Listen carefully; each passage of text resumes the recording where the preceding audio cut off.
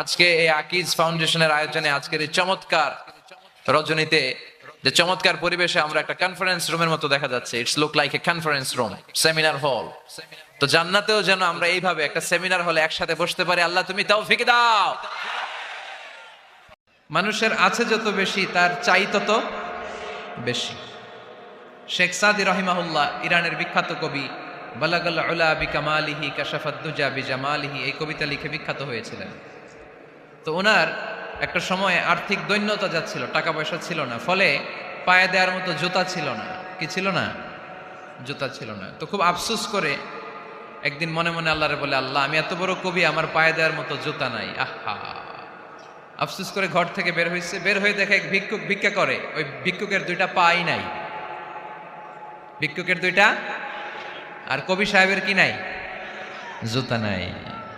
কবি সাহেব যখন এই দৃশ্য দেখছে, হায় রে আমার তো পা আছে, এর তো পাই নাই, সেজদায় পড়ে গেল। আর আল্লাহরে বলে, আল্লাহ শুকর আলহামদুলিল্লাহ, বেশ ভালো আছি, আর কিছু লাগবে না। এজন্য শান্তি হচ্ছে শুকর আলহামদুলিল্লাহর ভিতরে।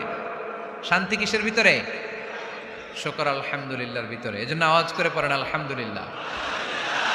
আপনার চাহিদার কোনোদিন শেষ হবে না। দেখবেন যার পা নাই, সে পা দেখে আফসোস করে, ইস লোকটা হেঁটে যায়, কি সুন্দর যায়, আমি তো হাঁটতে পারি না, যদি হাঁটতে পারতাম, যদি দুইটা পা থাকতো। যার পা আছে সে সাইকেলওয়ালাদেরকে দেখে আফসোস করে, ইস আমার যদি একটা সাইকেল থাকতো তাহলে তার হাঁটা লাগতো না, সাইকেল দিয়ে বাজারে যেতাম। যার সাইকেল আছে সে আবার হুন্ডাওয়ালাদেরকে দেখে আফসোস করে, ইস একটা হুন্ডা যদি থাকতো তাহলে তো ভোঁ ভোঁ করা যাইতো না।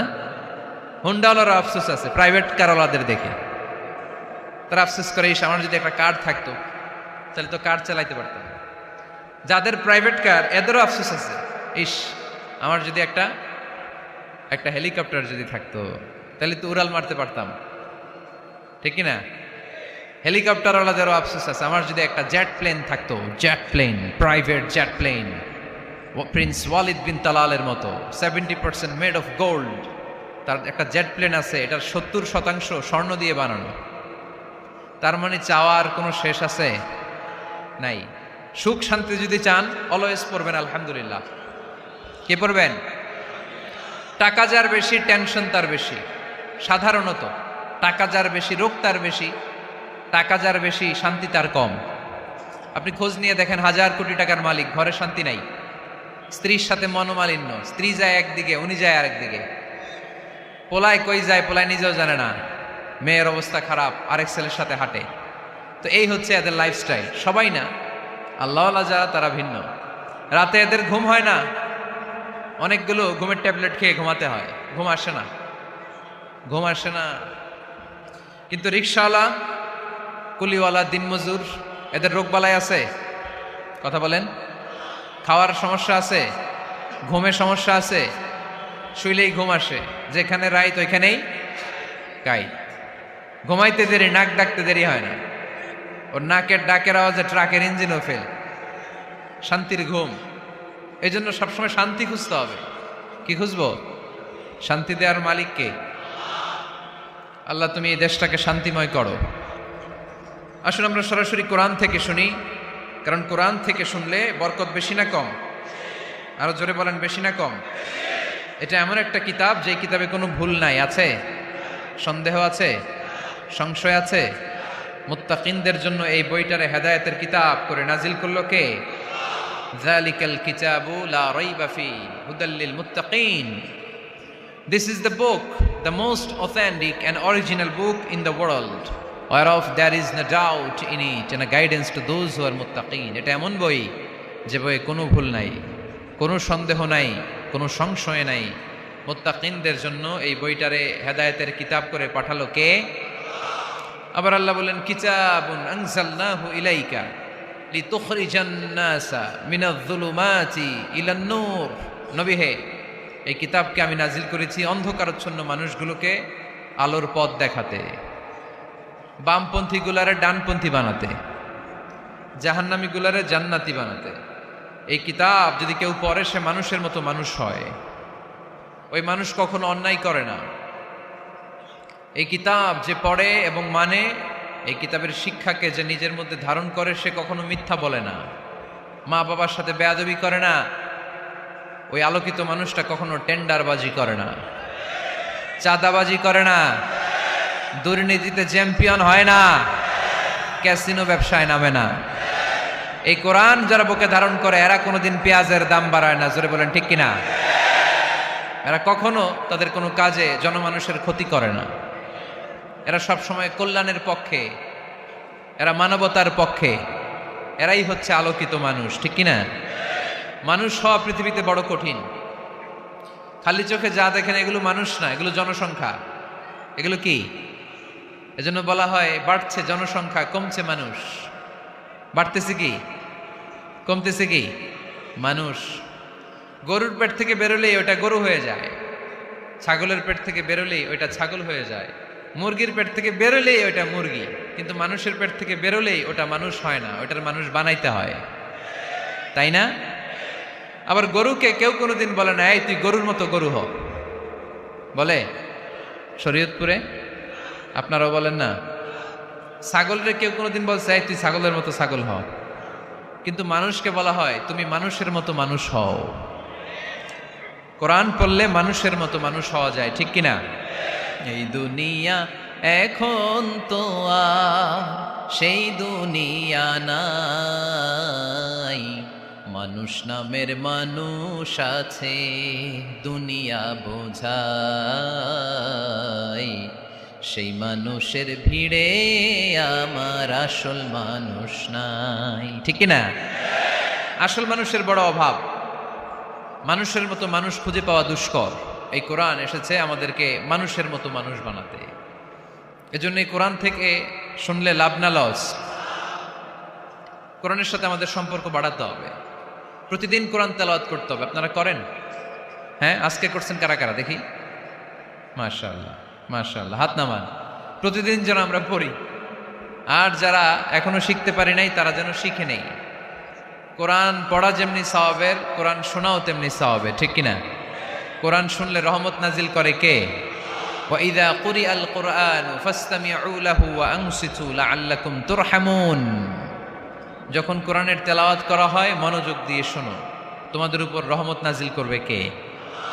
এজন্য কোরআন পড়া, কোরআন শোনা সবটাই জরুরি। আমরা যেন কোরআনের সাথে আরো বেশি সম্পর্ক গাঢ় করতে পারি, কোরআনকে যেন আমরা আমাদের বন্ধু বানাতে পারি। আল্লাহ তুমি তৌফিক দাও। আর জোরে পড়েন আমিন। আজকে আমরা সূরাতু আর রহমান থেকে কথা শুনবো ইনশাআল্লাহ। পড়েন। এই সূরাটা মুখস্থ আছে কার কার? ও, অনেকেরই তো মুখস্থ, হাত নামান। এই সূরাটা যদি মুখস্থ নাও থাকে, এই সূরার মধ্যে এমন একটা আয়াত আছে এইটা সবার মুখস্থ, ঠিক কিনা? ফাবি আইয়ি আলা রাব্বিকুমা তুকাদ্দিবান, আমার কোন নেয়ামতকে তোমরা অস্বীকার করবে। এই আয়াতটা সবার মুখস্থ আছে না নাই? মজার ব্যাপার হলো এই আয়াতটা আল্লাহ তাআলা এই সূরার ভেতরে একবার, দুইবার, 5 বার, 10 বার নয়, 31 বার উল্লেখ করেছেন। কয়বার? 10 বার বললেও তো হইতো, 20 বার বললেও তো হতো, 31 বার বললেন কেন? তার মানে এটা জরুরি, এটার সিগনিফিক্যান্স, তাৎপর্য অনেক বেশি। যে জিনিস যত গুরুত্বপূর্ণ এটা বারবার বলতে হয়, ঠিক কিনা? এজন্য আল্লাহ তাআলা বারবার বলেছেন, বারবার আমাদেরকে সচেতন করেছেন। ফাবি আইয়ি আলাই রাব্বিকুমা তুকাদ্দিবান। আল্লাহ বলেছেন, এই মানব জাতি আর জিন জাতি, আমার কোন নিয়ামতকে তুই অস্বীকার করবি বল?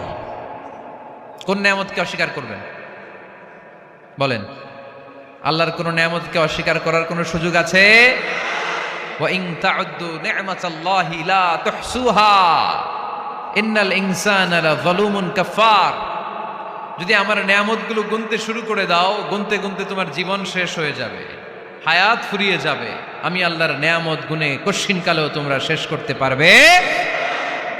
সাগরের জল যদি কালি হয়ে যায়, গাছের পাতা যদি খাতা হয়ে যায়, সাগরের জল নামক কালি দিয়ে গাছের পাতা নামক খাতার উপরে যদি আল্লাহর প্রশংসা লিখতে শুরু করে দেন, আল্লাহ বলে গাছের পাতাও ফুরিয়ে যাবে, সাগরের জলও ফুরিয়ে যাবে, কিন্তু আমার প্রশংসা করে তোমরা শেষ করতে পারবে না। এজন্য আল্লাহর প্রশংসা করতে হবে বেশি বেশি নাকি কম কম? কম কম না বেশি বেশি? ফাবি আইয়ি আলাই রাব্বিকুমা তুকাদ্দিবান, আমার কোন নিয়ামতকে তোরা অস্বীকার করবি বল? O mankind and jinnkind, which of my mercy and blessings you wanna deny? আমার কোন নিয়ামতকে অস্বীকার করবি? অস্বীকার করার সুযোগ আছে? নাই। আল্লাহর হাবিব সাল্লাল্লাহু আলাইহি ওয়াসাল্লাম এই সূরাটাকে বড্ড পছন্দ করতেন। সাহাবাদেরকে একবার তিনি এই সূরাটা তেলাওয়াত করে শোনালেন। সাহাবারা চুপচাপ, ঠিক যেমন এখন আপনারা চুপচাপ।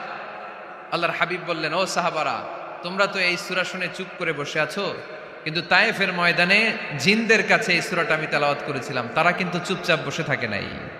যতবার আমি ফাবি আইয়ি আলা'i রাব্বিকুমা তুকাযযিবান পড়েছি, এই আয়াতের বিপরীতে তারা উত্তর দিয়েছে, কারণ এই আয়াতটা একটা প্রশ্ন। It's a question from your Lord to mankind and জিনকাইন্ড।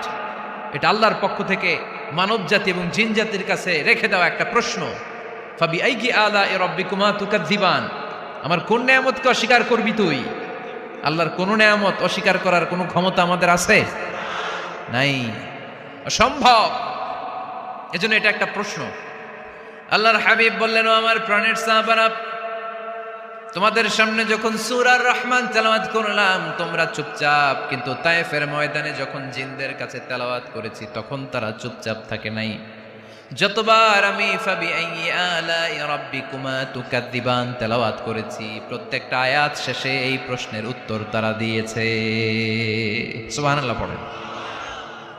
যতবার এই আয়াতটা পড়েছি প্রত্যেকবার এই আয়াত শেষে তারা প্রশ্নের উত্তর দিয়েছে। তারা প্রত্যেকবার বলেছে, লা বিশাইইম মিন নিআমিকা রাব্বানা নুকাযযিবু ফালাকাল হামদু। আল্লাহ, তোমার কোনো নেয়ামত অস্বীকার করার কোনো সুযোগ নাই, সব প্রশংসার মালিক তুমি। আবার যখন এই আয়াতটা আমি পড়েছি আবার উত্তর দিয়েছে, আবার আমি পড়েছি আবার উত্তর দিয়েছে। এরকম একবার নয়, দুইবার নয়, 5 বার নয়, 10 বার নয়, 31 বার এই আয়াতটা তেলাওয়াতের পর পর জিনেরা এই আয়াতের উত্তর আমার সামনে দিয়েছে। সুবহানাল্লাহ পড়ুন। লা বিশাইইম মিন নিআমিকা রাব্বানা নুকাযযিবু ফালাকাল হামদু। We cannot deny any of your mercy and blessings. All praises to you. All praises to you. সব ক্ষমতার মালিক একজন, চিল্লায় বলতে হবে, তিনি কে? তিনি হচ্ছেন আল্লাহ। সূরাতু আর রহমান, সূরার নাম কি? আরো জোরে বলেন। কোরআনের 55 নম্বর সূরা এটা। কত নাম্বার? আয়াত আছে 78টা। কয়টা? সূরাটা মাক্কি সূরা। কি সূরা? এবার প্রশ্ন করি, উত্তর দেন। এই সূরাটা কোরআনের কততম সূরা? 55। আয়াত কয়টা? 78টা। মাক্কি না মাদানী? মাশাআল্লাহ, এই তো আপনারা উত্তর করতে পেরেছেন। এই সূরাটার একটা চমৎকার নাম আছে। বাইহাকী শরীফে আল্লাহর হাবিব সাল্লাল্লাহু আলাইহি ওয়াসাল্লাম ইরশাদ করেন, ইন্না লিকুল্লি শাইইন আরুস ওয়া আরুসুল কুরআনি সূরাতু আর রহমান। আল্লাহর হাবিব বললেন, সবার জন্য একজন নববধূ আছে, কোরআনেরও একটা নববধূ আছে। কোরআনের নববধূর নাম হচ্ছে সূরা আর রহমান। আওয়াজ করে সুবহানাল্লাহ বলতে পারলেন না? নববধূ বুঝেন তো? হ্যাঁ, নতুন বউ। নববধূ মানে কি? আল্লাহর হাবিব বললেন, ইন্না লিকুল্লি শাইইন আরুস ওয়া আরুসুল কুরআনি সূরাতু আর রহমান। সবার জন্য একটা নববধূ আছে, কোরআনেরও একটা নববধূ আছে। কোরআনের নববধূর নাম সূরা আর রহমান। নববধূ যেমনি বাসর রাতে হাতে পায়ে আলতা মেখে, বেনারসি শাড়ি পরে, লিপস্টিক দিয়ে, খোপায় ফুল দিয়ে, জুয়েলারি পরে, অর্নামেন্টস পরে, মেকআপ করে, পার্লারিং করে তার স্বামীর জন্য ওই রাতে সে নিজেকে উজাড় করে সাজায়, ঠিক কিনা? ঠিক তেমনি আল্লাহ তাআলা এই দুনিয়াতে আমাদেরকে কি কি নেয়ামত দিয়েছেন, আবার কি কি নেয়ামত জান্নাতে গেলে দিবেন, তার সব কিছু বর্ণনা করে এই সূরাটাকে তিনি উজাড় করে সাজিয়েছেন। সূরাটার নাম কি? আরো জোরে বলেন, কি নাম? আর রহমান। একটা দুর্বল বর্ণনায় এসেছে, দুর্বল বর্ণনায়, যে আল্লাহ তাআলা, স্বয়ং আল্লাহ তাআলা জান্নাতে জান্নাতীদেরকে এই সূরা আর রহমানটা নিজ কণ্ঠে তেলাওয়াত করে শোনাবেন। আমরা আল্লাহর কণ্ঠের তেলাওয়াত শুনতে চাই কি চাই না? আল্লাহর তেলাওয়াত কি আমাদের মতো তেলাওয়াত? আল্লাহ দেখতে কি আমাদের মতো? লাইসা কামিসলিহি শাই, তার মতো কেউ নাই। তার মতো কেউ আছে? তার মতো কেউ নাই। তিনি তার মতো। তিনি কার মতো? তিনি তার মতো। লাইসা কামিসলিহি শাই। জান্নাতীরা যখন জান্নাতে ঢুকবে, আল্লাহ তাআলা প্রশ্ন করবেন, ও জান্নাতীরা, এই কোরআনে যত নাজ নেয়ামতের বর্ণনা দিয়েছিলাম তার সবগুলো কি তোমরা পাই টু পাই বুঝে পেয়েছো? জান্নাতীরা বলবে পেয়েছি। হঠাৎ এক জান্নাতি হাত তুলে বলবে, আল্লাহ, একটা জিনিস তো পাই নাই। সবাই বলে পাইছি, তুমি পাও নাই। কি পাও নাই? কয়, আমনেরই তো পাই নাই। সুবহানাল্লাহ পড়বেন না? আপনাকেই তো পাই নাই, সব দেখলাম, সব খাইলাম, সব দেখলাম, কিন্তু আপনারা তো দেখলাম না। আল্লাহ তাআলা তখন বিশাল জান্নাতের এক কনফারেন্স রুমে সবাইকে বসিয়ে আল্লাহর দিদার মানুষকে দেখাবেন। আল্লাহ তাআলা তার গোপন সৌন্দর্যকে সেদিন জান্নাতীদের সামনে প্রকাশ করে দিবেন। আল্লাহর হাবিব বসবেন ওই কনফারেন্স রুমে সবার সামনে। আল্লাহর হাবিবের পেছনে বসবে অন্যান্য নবীরা, তারপরে সোহাদা, সালেহীন, আউলিয়া সবাই বসবে। ওই জান্নাতের কনফারেন্স রুমে আমরাও যেন বসার জায়গায় পাই, আল্লাহ তুমি তৌফিক দিয়ে দিও। আল্লাহ তাআলা অনেকগুলো নূরের পর্দার পেছন থেকে নূরের ঝলকানি মারবেন। ওই ঝলকানি এক মুহূর্তের জন্য দিবেন। এক মুহূর্ত, কয় মুহূর্ত? 70,000 নূরের পর্দার কথা বলা হয়, এই বর্ণনাটাও দুর্বল। পর্দা আছে কিন্তু কয় হাজার জানে কে? আল্লাহ। ওই পর্দা সরিয়ে আল্লাহ তাআলা সৌন্দর্যের বা নূরের ঝলকানির এক আলোকচ্ছটা জান্নাতীদের সামনে তুলে ধরবেন এক মুহূর্তের জন্য। কয় মুহূর্ত? আলোকচ্ছটা দিয়েই আবার নাই, আবার সরাই ফেলবেন। ওই এক মুহূর্ত দেখে জান্নাতীরা পাগল হয়ে যাবে, অপলক নেত্রে তাকিয়ে থাকবে এইভাবে, চোখের পলক ফেলবে না, চোখ মেলে তাকিয়ে আছে। কিন্তু সামনে কিন্তু আল্লাহর নূর আর নাই, কারণ ওইটা আসছিল কয় মুহূর্তের জন্য? এক মুহূর্ত পরে নাই। কিন্তু কি যে দেখলাম, কত সুন্দর! কোটি কোটি বছর এরকম অপলক নেত্রে জান্নাতীরা তাকিয়ে থাকবে। ইন্নাল্লাহা জামিলুন ইউহিব্বুল জামাল। আল্লাহ নিজে সুন্দর, সৌন্দর্যকে পছন্দ করেন। আল্লাহর চাইতে সুন্দর কিছু হতে পারে? চিল্লায় বলেন পারে? পৃথিবী সুন্দর, মানুষ সুন্দর, আসমান সুন্দর, জমিন সুন্দর, সুন্দরে সুন্দরে পাল্লা।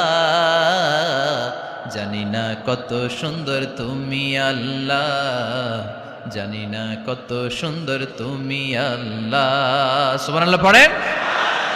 আল্লাহ তাআলা তার সৌন্দর্যকে সেদিন জান্নাতীদের সামনে তুলে ধরবেন। এই সূরাটা নাজিলের একটা ব্যাকগ্রাউন্ড আছে। আল্লাহর হাবিব সাল্লাল্লাহু আলাইহি সাল্লাম মক্কার জমিনে কাফিরদেরকে দাওয়াত দিতে লাগলেন, আল্লাহর ইবাদত করো, আল্লাহর জিকির করো, আল্লাহর প্রশংসা করো।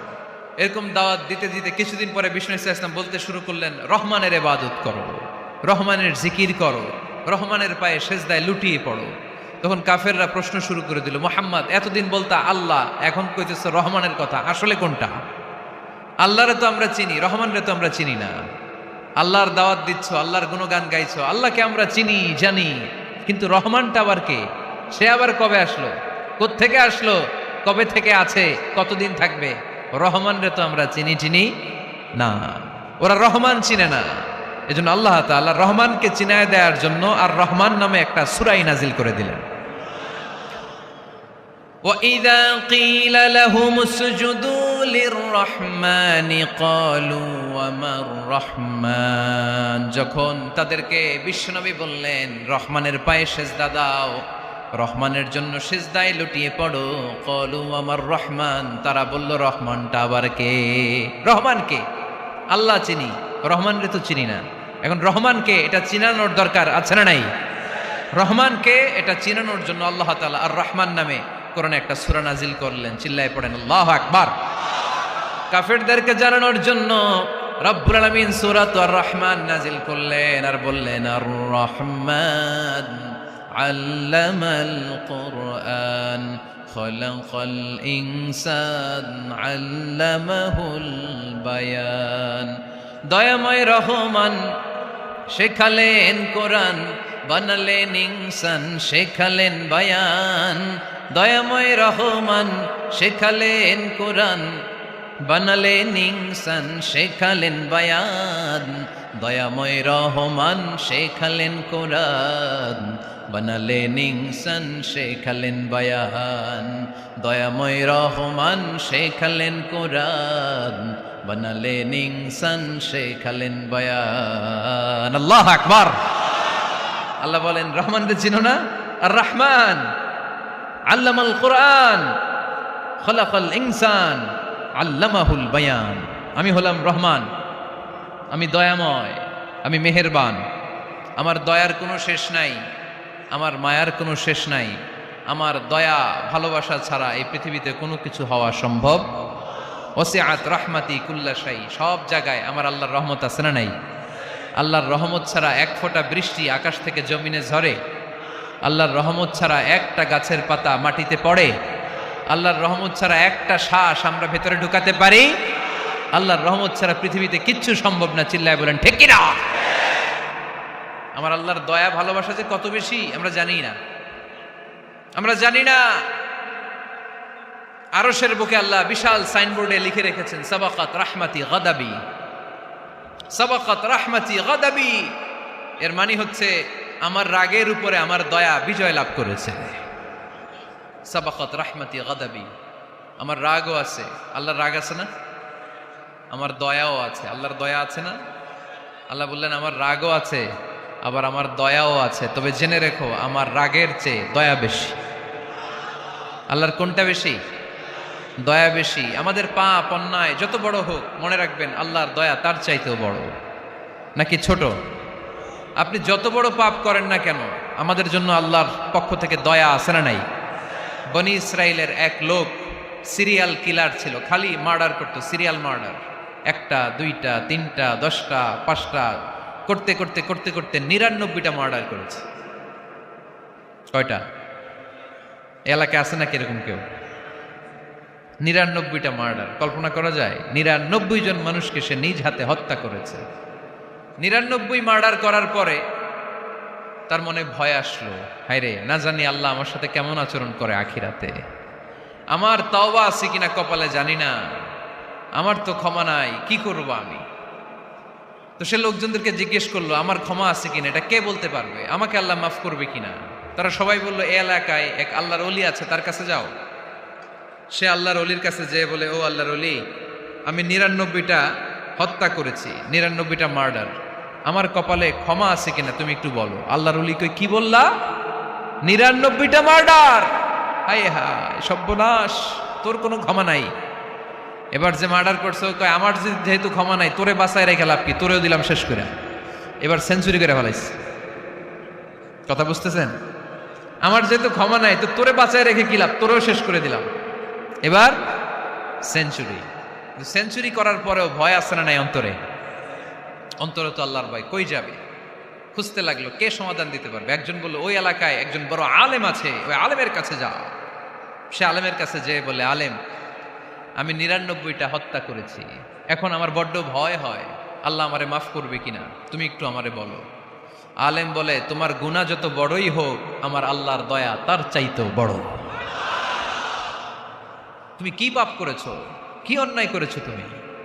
তুমি জানো না আমার রব কত মেহেরবান, তিনি কত দয়ালু, তিনি ভালোবাসার আধার, তিনি করুণার আধার। তোমার পাপ অন্যায় যদি হয় খালের পানির সমান, বিলের পানির সমান, আমার আল্লাহর দয়া সাগরের পানির সমান। তোমার পাপ আর অন্যায় যদি হয় পাহাড়ের সমান, আমার আল্লাহর ভালোবাসার দয়া হচ্ছে আকাশের সমান। তুমি যদি তওবার মতো তওবা করতে পারো, ক্ষমার মতো ক্ষমা চাইতে পারো, চোখের পানি ছেড়ে, চোখের পানির বড় দাম, চোখের পানির মধ্যে বিশাল কারিশমা, এটা আল্লাহ খুব পছন্দ করে। 2 ফোঁটা পানি আল্লাহ পছন্দ করে। 1 জেহাদের ময়দানে শহীদের গা বেয়ে ঝরে পড়া রক্তের ফোঁটা, 2 হচ্ছে অনুতপ্ত বান্দার চোখের পানির ফোঁটা। বান্দা যখন অনুতপ্ত হয়ে চোখের পানি ছেড়ে কাঁদে, তার চোখের পানি চোখ বেয়ে নাকের ডগা বেয়ে মাটিতে পড়ার আগেই ওই অনুতপ্ত বান্দার সব গুনাহ আল্লাহ মাফ করে দেয়। সে জিজ্ঞেস করলো আমার ক্ষমা আছে কিনা? আলেম বলে আছে, ক্ষমা আছে। তওবার মতো তওবা কর, তাওবাতান নাসুহা, তওবার মতো তওবা করলে আল্লাহ ঠিকই মাফ করবে। সে এতটাই অনুতপ্ত হলো, এতটাই, সে আল্লাহর কাছে ক্ষমা চাইতে শুরু করলো। আলেম পরামর্শ দিল, তুমি যে এলাকায় থাকো এলাকাটা ভালো না, এলাকাটা ছাড়ো, এখানে সব ডাকাতদের এলাকা, তুমি একটা ভালো এলাকায় যাও, ওখানে যে তওবা করে ভালো মানুষ হয়ে যাও। সে নিয়ত করে কাপড় চোপড় গুছিয়ে ভালো এলাকায় যাবে। ঘর থেকে বেরোয়ার সাথে সাথেই মালাকুল মাউত চলে আসছে, তার রুহু কবজ করে ফেলছে। এখন রুহু কে নিয়ে যাবে? ফাজাআত মালাইকাতুর রাহমা ওয়া মালাইকাতুল আযাব, রহমতের ফেরেশতারাও আসছে, আযাবের ফেরেশতারাও আসছে। রহমতের ফেরেশতারা বলে না না, সে তওবার নিয়ত করেছে, যদিও তওবা করতে পারে নাই, যদিও ভালো এলাকায় যেতে পারে নাই, তওবার নিয়ত করেছে, অনুতপ্ত হয়েছে, ক্ষমা চাওয়ার চিন্তা করেছে, আমরা তার রুহু নিয়ে ইল্লিনে রেখে দেব। আযাবের ফেরেশতারা বলে, না না, 99টা হত্যা করার পরে আরো একটা হত্যা করে সেঞ্চুরি করেছে, এখনো তো ভালোভাবে তওবা করতে পারে নাই, তার রুহুটা নিয়ে আমরা সিজ্জিনের ভেতরে ঢুকায়ে দেব। দুই দল ফেরেশতার মারামারি, এ বলে আমরা নিব, এ বলে আমরা নিব। ঝগড়া আছে না নাই? আল্লাহ বললেন রাখো রাখো, ঝগড়ার দরকার নাই। এক কাজ করো, যেখানে মারা গিয়েছে ওইখান থেকে ফিতা দিয়ে মাপতে শুরু করো। ভালো এলাকাটা যদি কাছে হয় জান্নাতের ফেরেশতারা নেবে, খারাপ এলাকা যদি কাছে হয় জাহান্নামের ফেরেশতারা নেবে। খারাপ এলাকা তো একেবারেই কাছে, ঘর থেকে বের হওয়ার সাথে সাথে মৃত্যু হয়েছে। আর ভালো এলাকা তো অনেক দূর। আল্লাহ জামিনটারে আদেশ দিলেন, জামিন, এই অনুতপ্ত বান্দার জন্য তুই ভালো এলাকাটা কাছে চলে আয়। ভালো এলাকাটার জামিনটা তুই সংকুচিত হয়ে যা। যদিও ঘর থেকে বের হয়েছে একেবারে কাছে, খারাপ এলাকাটা হাজার হাজার মাইল দূরে চলে যা। ফিতা দিয়ে মাপ দিয়ে দেখে, সর্বনাশ, ভালো এলাকাটা তো একেবারেই কাছে, খারাপ এলাকাটা অনেক দূরে। আল্লাহর ফয়সালা অনুযায়ী রহমতের ফেরেশতারা তার রূহকে নিয়ে জান্নাতের ভিতরে ঢুকিয়ে দিয়েছে। 99টা হত্যা করার পরে আরো একটা হত্যা করে সেঞ্চুরি, 100টা খুন করছে। আপনি কয়টা করছেন? আমি কয়টা করছি? তো 100টা খুন করে যদি ও মাফ পেতে পারে আমার আল্লাহর কাছ থেকে, আমরা কি ক্ষমা পেতে পারি না? ওর পাপের কাছে আমাদের পাপ কি? কয় ওয়াক্ত নামাজ ছাড়ছেন আপনি? কয়টা মিথ্যা কথা বলছেন? কতবার ঘুষ খাইছেন? কত টাকা সুদে লাগাইছেন? কত অন্যায় করছেন? কত জুলুম করেছেন? মনে রাখবেন, আপনার পাপ, আপনার অন্যায়, আপনার জুলুম যত বড় হোক না কেন, আমার আল্লাহর দয়া তার চাইতেও বড়। এজন্য আল্লাহ নিজের পরিচয় দিয়ে বললেন, আর রহমানু আল্লামাল কুরআন খালাকাল ইনসান আল্লামাহুল বায়ান। আমি রহমান, আমি দয়ার সাগর। আমি কি? আল্লাহ তুমি দয়ার সাগর, রহমানুর রহিম। তোমার দয়ায় পূর্ণ আমার সারানিশিদিন। তোমার দয়ায় পূর্ণ আমার সারানিশিদিন। আলহামদুলিল্লাহ পড়েন। তাহলে বুঝতে পারলাম আমার আল্লাহর দয়ার কোনো শেষ আছে? চিল্লায় বলতে হবে, আছে। কয়শো টুকরা? সবাই শুনতেছেন? কষ্ট হচ্ছে তো উত্তর দিচ্ছেন না যে? কত টুকরা করলেন? 100। 100 টুকরা করে 99 টুকরা দয়া ভালোবাসা আল্লাহ তাআলা নিজের কাছে রেখে দিলেন। আর 1 টুকরা দয়া আর ভালোবাসা আল্লাহ তাআলা গোটা বিশ্বের সবার মাঝে ভাগ করে দিলেন। আমরা সবাই মিলে পাইছি কয় টুকরা ভালোবাসা? উনি রেখে দিয়েছেন কয় টুকরা? ওই 1 টুকরার কিছু অংশ আমিও তো পাইছি, তাই না? আপনি পেয়েছেন, আমরা সবাই পেয়েছি, গোটা বিশ্বের সবাই, আদম আলাইহিস সালাম থেকে শুরু করে কিয়ামত পর্যন্ত যারা আসবে, এসেছিল এবং এখন আছে, সবাই মিলে কয় টুকরা? ওনার কাছে কয় টুকরা? কিন্তু এই 1 টুকরা যে আমরা সবাই ভাগে যোগে পাইলাম, আমাদের ভালোবাসার নমুনা দেখছেন? একজন আর একজনের ভালোবেসে বলে আত্মহত্যা করে ফেলে, আছে না নাই? আছে না? আহা, সালমান শাহ মারা গেছে, এই দেশের কয়েকটা মেয়ে গলায় রশি দিয়ে আত্মহত্যা করছে, শুনছেন? আহা, অমুক সেলিব্রিটির কি হয়েছে, ছাদ থেকে লাফ দিয়ে পরে মাথা ফাটায় ফেলছে। ভালোবাসা আছে না নাই? যারে ভালোবাসে তার নাম আবার ছেলেরা হাতের মধ্যে কেটে কেটে লেখে। শরীয়তপুরে এগুলো নাই, আলহামদুলিল্লাহ। হ্যাঁ, প্লাস দিয়ে লেখে, প্লাস। ধরেন আব্দুল্লাহ প্লাস শামিমা, তো এ প্লাস এস, রক্ত দিয়ে লেখে, রক্ত। আমি অবাক হই, নিডেল, সুই দিয়ে কেটে কেটে লেখে আব্দুল্লাহর এ প্লাস শামিমার এস। কি ভালোবাসা!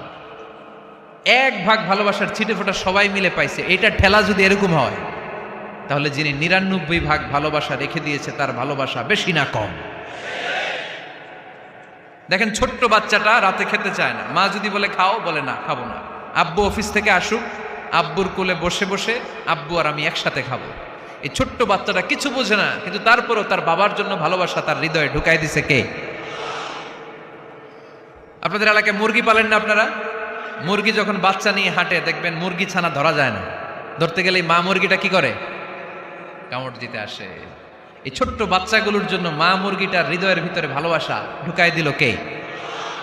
আহা, আমি পত্রিকাতে এমনও দেখেছি, বন্যায় এক মা পানি খেতে খেতে খেতে খেতে খেতে খেতে মরে গিয়েছে, কিন্তু শিশুটাকে একটা বালতির মধ্যে চাপিয়ে মাথায় তুলে ধরে রেখেছে।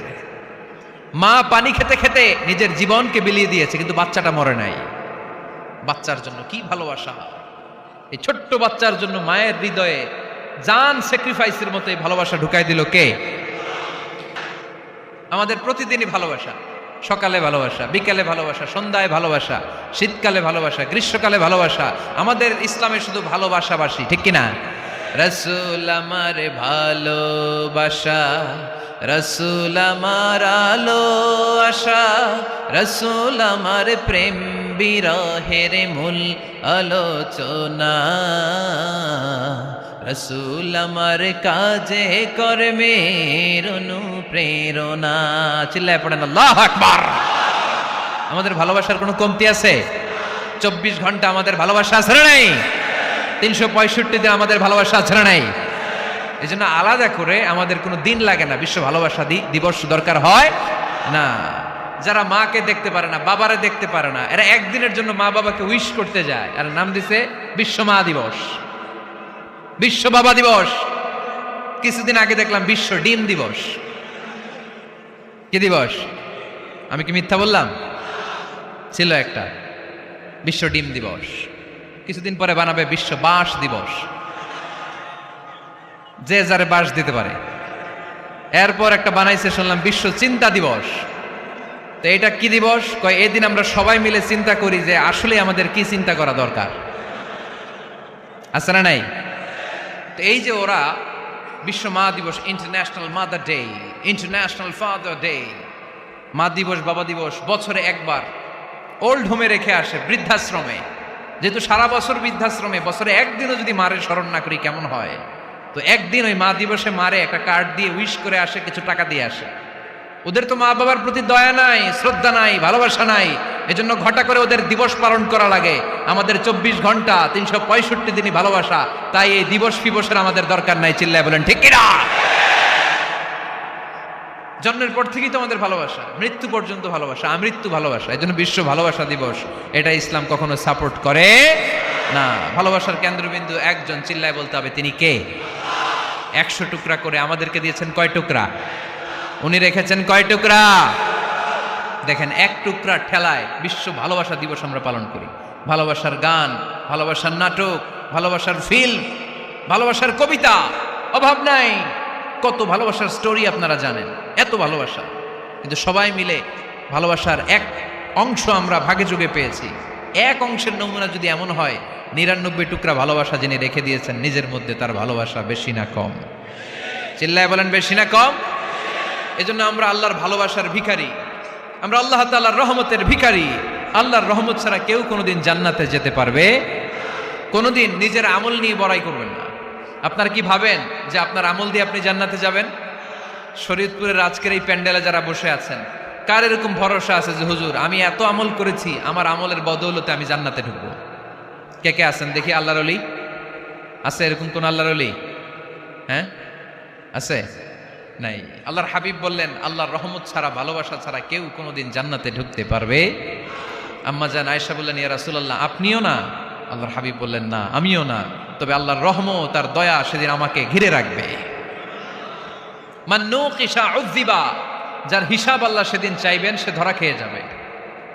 সব সময় আল্লাহর কাছে এই দোয়াটা যেন আমরা করি, আল্লাহ কিয়ামতের দিন তুমি আমার হিসাব নিও না, আল্লাহ তুমি আমার বিচার বসিও না, আল্লাহ তুমি দয়া করে আমারে মাফ করে দিও।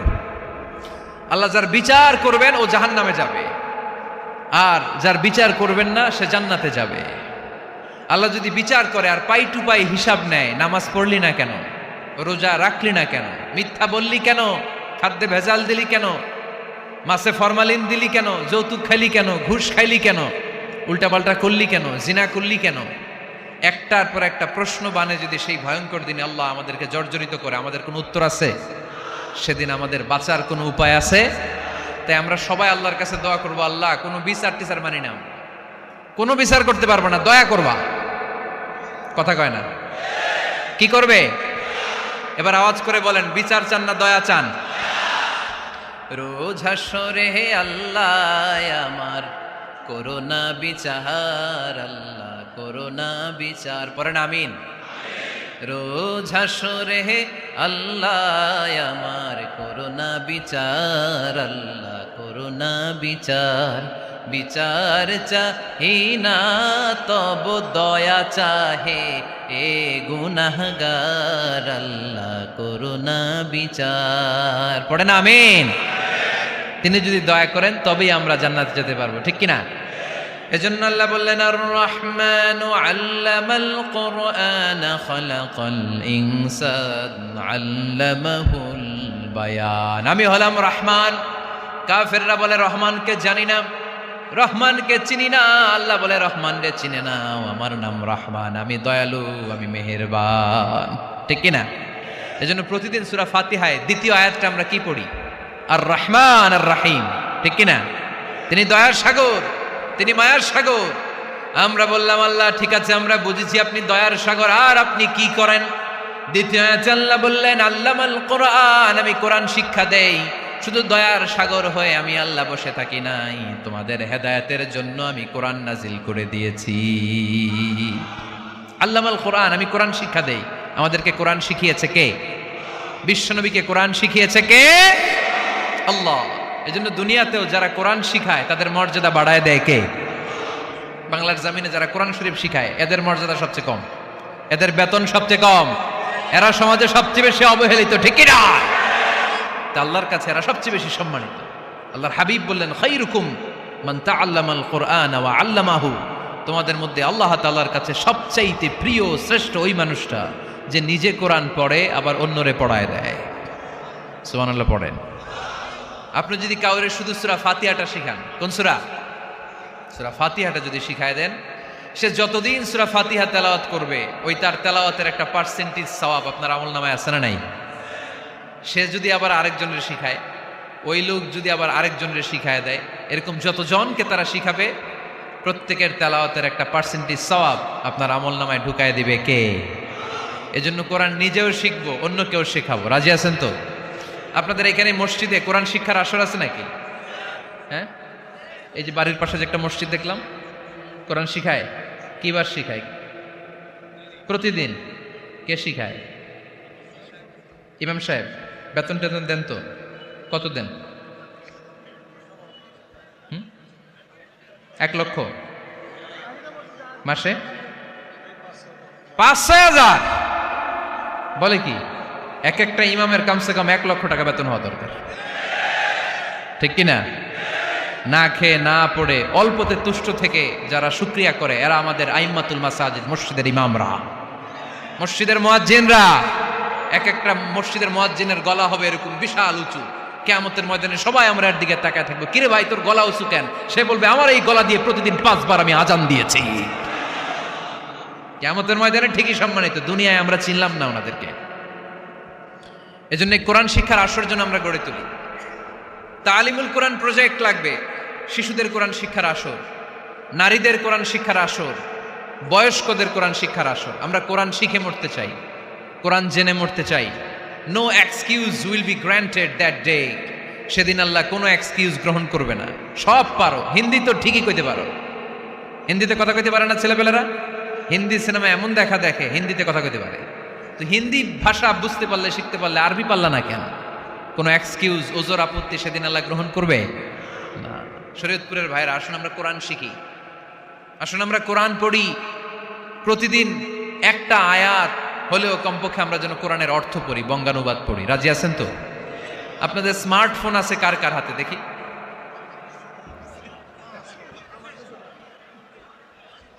আপনারা কি অ্যানালগ? স্মার্ট আপনি? মাশাআল্লাহ। তোমরাও কি স্মার্ট? হ্যাঁ, ঠিক আছে, হাত নামাও, হাত নামান সবাই।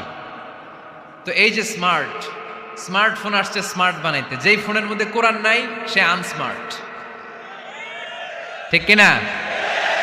যার মোবাইলের ভেতরে কোরআনের অ্যাপস আছে, ডাউনলোড করে অ্যাপস রেখেছে, সেই হচ্ছে আসল স্মার্ট।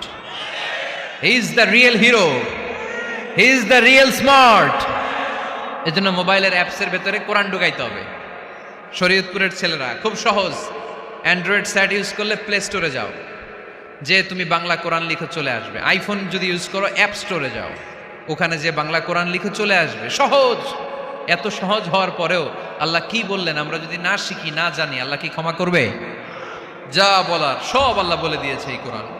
এই কোরআনে শুরু হয়েছে বিসমিল্লাহির রহমানির রহিম দিয়ে, মানে বা দিয়ে। কি দিয়ে? চিল্লায় বলেন না, কি দিয়ে? বা দিয়ে। আর এই কোরআন শেষ হয়েছে সূরাতুন নাস দিয়ে, যে সূরার শেষ আয়াত হচ্ছে মিনাল জিন্নাতি ওয়ান নাস। বা আর সিন মিলাইলে কি হয়? বাস। এবার বাসে চড়া শরীয়তপুর শহরে যাব। ওই বাস না, এই বাস মানে যথেষ্ট, এই বাস মানে সাফিসিয়েন্ট, কাফি। আল্লাহ বুঝালেন এই 30 পারায় 114টা সূরায় আমি যা দিয়েছি এটাই বাস, যথেষ্ট, নতুন করে আর কিচ্ছু লাগবে না। চিল্লায় বলেন ঠিক কিনা? এই জন্য মোবাইলে কোরআনের অ্যাপস ঢুকাইবেন। কে কে ঢুকাইবেন আজকে থেকে দেখি? আমারে দেখানোর জন্য হাত তুলছেন? দেখাতে হবে একজনের, তিনি কে? আল্লাহরে দেখান, আল্লাহর ফেরেশতারে দেখান। এখন কই মারছে হাত? আল্লাহর ফেরেশতার কথা কইছি, আর ভয় ঢুকছে। ঢুকাবেন ঢুকাবেন, এদিকে হাত তোলে না কেন? আছে, মাশাআল্লাহ, হাত নামান। আল্লাহ তুমি সব ভাইদেরকে কবুল করো। আমরা যেন মোবাইলে হিন্দি সিরিয়াল না দেখি, আমরা যেন ড্যান্স না দেখি, উলঙ্গ নৃত্য যেন না দেখি, আমরা যেন এই মোবাইলে কোরআন পড়ি। আমরা কান দিয়ে যা শুনবো তাতে যেন সওয়াব হয়, আমরা চোখ দিয়ে যা দেখবো তাতে যেন সওয়াব হয়, ঠিক কিনা? যেন কানে শুনি সদা তোমার কালাম, হে খোদা চোখে যেন দেখি শুধু কোরআনের আয়াত, শোনো আমার মুনাজাত, শোনো শোনো ইয়া ইলাহি আমার মুনাজাত, শোনো আমার মুনাজাত। পড়েন আমিন। তাহলে আমরা যে কিতাবটারে সঙ্গী বানাবো, কিতাবটার নাম সবাই বলেন। আমরা যে কিতাবটারে বন্ধু বানাবো, এই কিতাবটার নাম, এটা আল্লাহর কিতাব। এই কিতাব সংরক্ষণের দায়িত্ব নিয়েছে কে? এই কিতাবকে কেউ ধ্বংস করতে পারবে? এই কিতাবের পিছু লেগে কেউ সুবিধা করতে পারবে? এই কিতাবের তাফসির কেউ বন্ধ করতে পারবে না, অসম্ভব। কোরআনের কথা ছড়িয়ে পড়বে যুগ থেকে যুগ, যুগান্তরে, দেশ থেকে দেশ, দেশান্তরে, ঠিক না?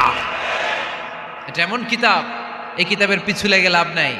এই কিতাবের বাণী ছড়িয়ে পড়বে গোটা বিশ্বময়। অনেকে অনেক ষড়যন্ত্র করেছে এই কিতাবকে ধ্বংস করে দেওয়ার জন্য। আমাদের এই খোদ ভারতবর্ষে ষড়যন্ত্র হয়েছিল। ব্রিটিশরা যখন চলে গিয়েছিল, ওরা প্ল্যান করেছিল এই কিতাবকে কি করে আমাদের থেকে ডিটাচ করা যায়, কেমন করে আলাদা করা যায়।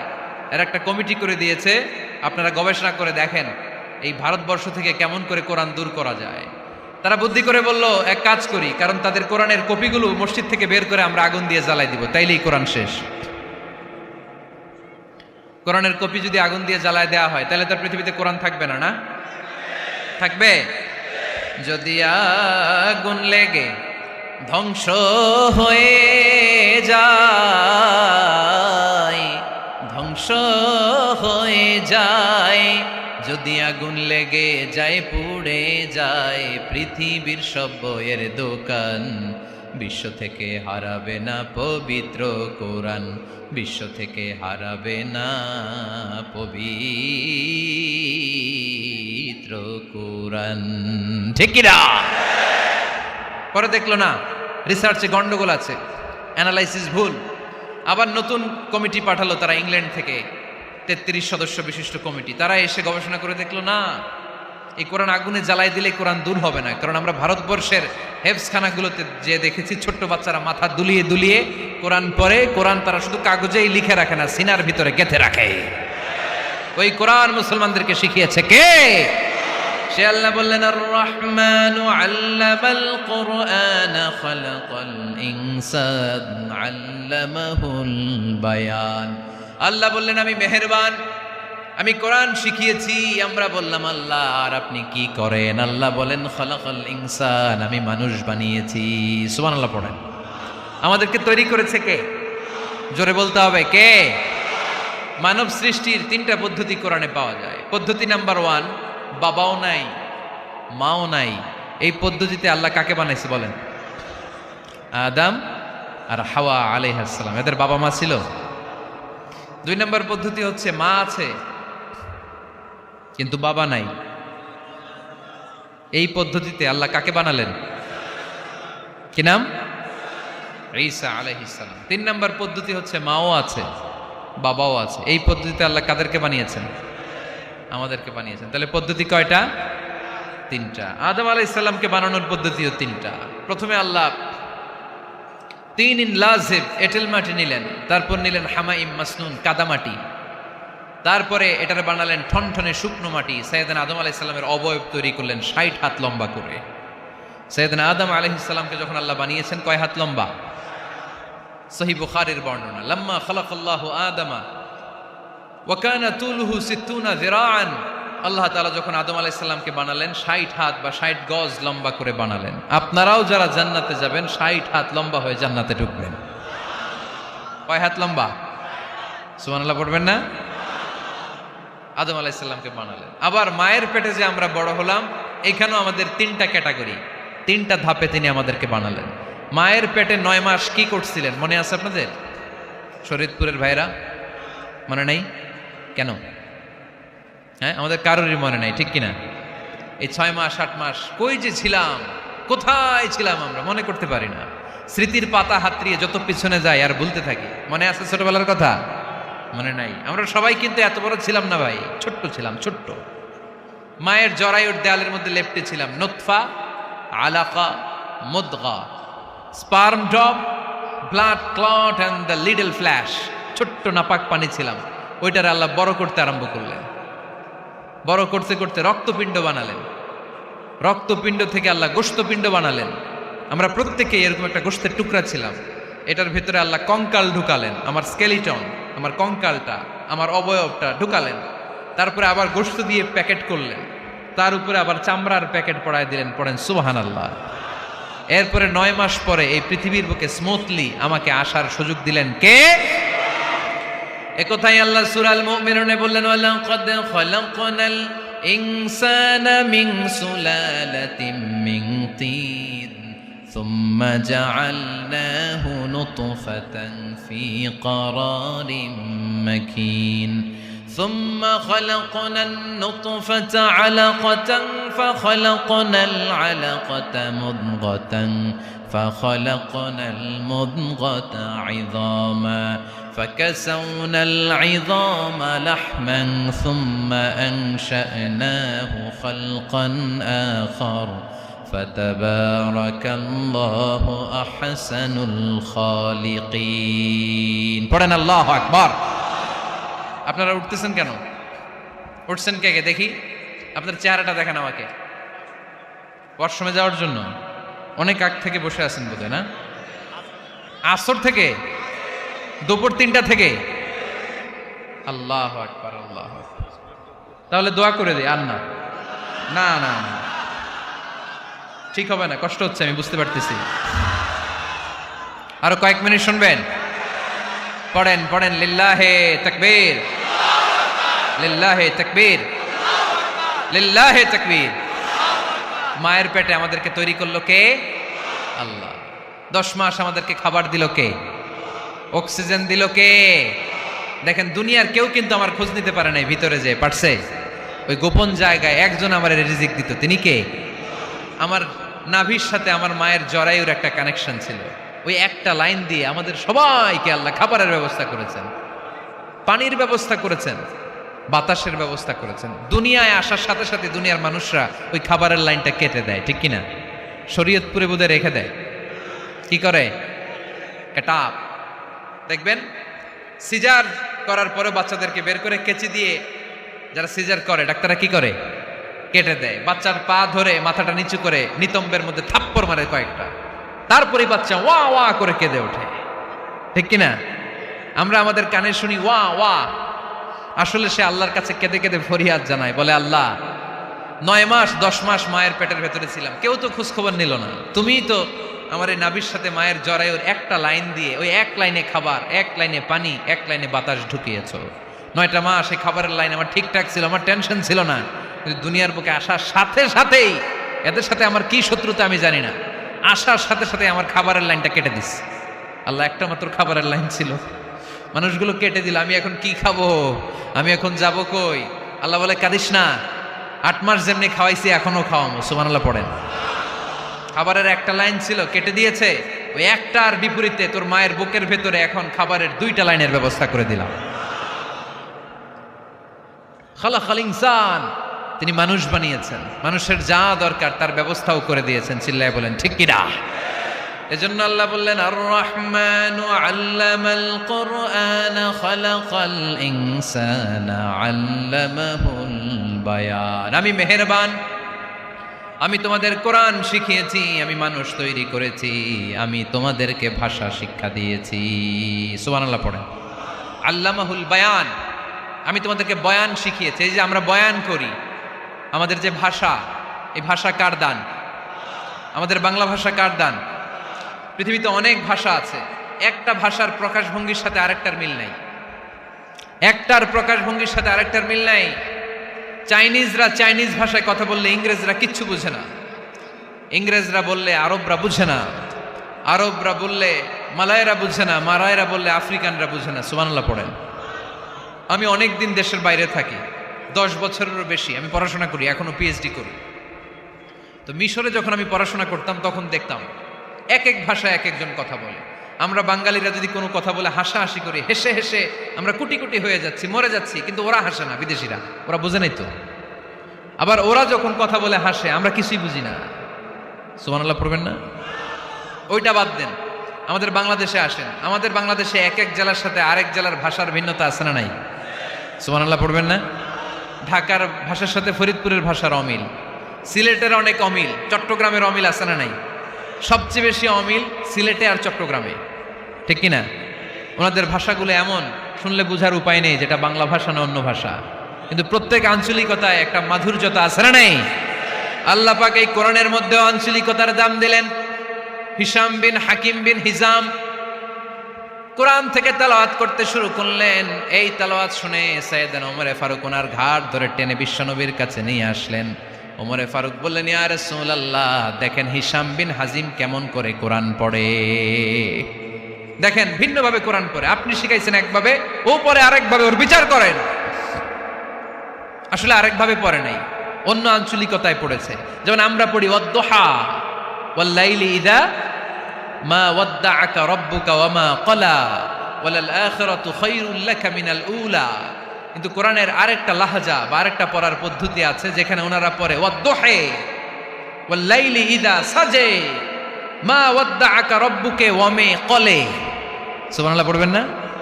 হাশিম বিন হিকাম এরকম বাঁকা করে পড়ছিলেন। ওমরে ফারুক এই বাঁকাটা শিখেন না, উনি শিখছিলেন সোজা। ওমরে ফারুক আবার সোজা সাপটা পছন্দ করতেন। সুবহানাল্লাহ পড়েন। বিশ্বনবী বললেন, হিশাম বিন হিজামকে তুমি ছাড়ো। বললেন, হিশাম তুমি কিভাবে পড়েছো? হিশাম বলে, আমি এইভাবে পড়েছি। বিশ্বনবী বললেন, হাকাযা উনজিলাত, এভাবেও নাজিল হয়েছে, সমস্যা নাই। ওমর তুমি কিভাবে পড়েছো? ওমর বললেন, আমি তো এইভাবে শিখেছি। বিশ্বনবী বললেন, এভাবেও নাজিল হয়েছে, সমস্যা নাই। উনজিলাল কুরআনু আলা সাবআতি আহরুফ ফাকরাউ মা তায়াসসারা মিনহু। আরবি ভাষা একটা, কিন্তু এর মধ্যে আঞ্চলিকতা আছে 7টা। এই 7টা আঞ্চলিকতা দিয়ে কোরআন নাজিল করেছে কে? এজন্য আঞ্চলিকতার মর্যাদা আল্লাহ কোরআনেও দিলেন। এজন্য বললেন, আর রহমানু আল্লামাল কুরআন খালাকাল ইনসান আল্লামাহুল বায়ান। আমি মেহেরবান, আমি কোরআন শিখালাম, আমি মানুষ বানালাম, আমি তোমাদেরকে ভাষা শিখালাম। সুবহানাল্লাহ পড়েন। এরপর আল্লাহ বললেন, আশ-শামসু ওয়াল কামারু বিহুসবান ওয়ান নাজমু ওয়াশ-শাজারু ইয়াসজুদান। সুবহানাল্লাহ। আশ-শামসু ওয়াল কামারু বিহুসবান, চাঁদ আর সূর্য আমি তৈরি করেছি তোমাদের হিসাবের জন্য। হিসাব আছে না নাই? কতদিন এক বছর আপনাদের শরীয়তপুরে? হ্যাঁ, 365 দিন। এটা তো সোলার ইয়ারের হিসাব বললেন, মানে সৌর বৎসর। আর চান্দ্র বৎসরে 354 বা 55 দিন। তাহলে এই সূর্য আর চাঁদ, চাঁদ আর সূর্যকে আল্লাহ এই মহাবিশ্বে দিয়েছেন হিসাবের জন্য, ঠিক কিনা? আল্লাহর হাবিব বললেন, সুমু লিরুইয়াতিহি ওয়া আফতিরু লিরুইয়াতিহি। চাঁদ দেখে রোজা রাখো, আবার চাঁদ দেখে রোজা ভাঙো। আমরা রমজান শুরু করি কি দেখে? জোরে বলেন। ঈদ শুরু করি কি দেখে? চাঁদের পালকি চড়ে আসলো সবার ঘরে, চাঁদের পালকি চড়ে আসলো সবার ঘরে, আসলো খুশির ঈদ, বলো ঈদ মুবারক, ঈদ মুবারক, ঈদ মুবারক, ঈদ। সবাই পড়েন, বলো ঈদ মুবারক, ঈদ মুবারক, ঈদ মুবারক, ঈদ। সুবহানাল্লাহ পড়েন। আশ-শামসু ওয়াল কমারু বিহুসবান। সূর্য চন্দ্রের গায়ে লাগে না, চন্দ্র সূর্যের গায়ে লাগে না। কোনোদিন কি দেখেছেন সূর্য আর চন্দ্র ধাক্কা লাগছে? দিনের ভেতরে রাত ঢুকে গেছে, রাতের ভিতরে দিন ঢুকে গেছে, এরকম কি কখনো হয়েছে? সব কিছু একজনের আইন মানে, চিল্লায় বলতে হবে তিনি কে। এরপরে আল্লাহ বললেন ওয়ান নাজমু ওয়াশ-শাজারু ইয়াসজুদান, আকাশের তারকারাজি আর বৃক্ষমালা একজনকে সিজদা করে, তিনি কে? আকাশের তারাগুলো আল্লাহরে সিজদা করে, কিন্তু আমরা আল্লাহরে সিজদা করতে চাই না। গাছগুলো আল্লাহর জিকির করে, কিন্তু আমরা জিকির করতে চাই না, ঠিক কি না? অস্ট্রেলিয়ার সিডনি শহরে একটা জঙ্গল আছে, ওই জঙ্গলে একটা গাছ আছে, গাছ, ওই গাছটা টু দ্য ডাইরেকশন অফ কেবলা, কেবলামুখী হয়ে মানুষের মতো রুকু করে আছে একটা গাছ। সুবহানাল্লাহ কইতে বললেন না? ক্যালেন্ডারে দেখা যায়, পত্রিকায় দেখা যায়, গাছ রুকু করে আছে। আমরা রুকু করি না, আমরা সিজদা করি না। কিয়ামতের দিন আল্লাহ বলবে আমারে সিজদা দিয়ে দেখা। আপনারা যারা নামাজ পড়েছেন, সিজদা দিয়েছেন, তারা আল্লাহু আকবার বলে সিজদায় লুটিয়ে পড়বেন। আর যারা নামাজ পড়ে নাই, তারা শত চেষ্টা করেও তাদের পিঠকে বাঁকা করতে পারবে না। এজন্য 5 ওয়াক্ত সালাত জামাতের সাথে পড়ার দরকার আছে না নাই? আজকের এই মাহফিলটা তখনই সফল হবে যখন আমরা এই ওয়াদা করতে পারবো যে জীবনে কোনোদিন নামাজ ছাড়বো। এই ওয়াদা করা যাবে? সবাই করতে পারবেন? কার সাথে? আমার সাথে ওয়াদা করবেন। কার সাথে? হাত তুলে আল্লাহরে দেখান, আওয়াজ করে আল্লাহরে ডাকেন, বলেন হে আল্লাহ। আরো জোরে একটা ডাক দেন, পড়েন আল্লাহ। হাত তুলে ওয়াদা করলাম 5 ওয়াক্ত সালাত জামাতের সাথে আদায় করার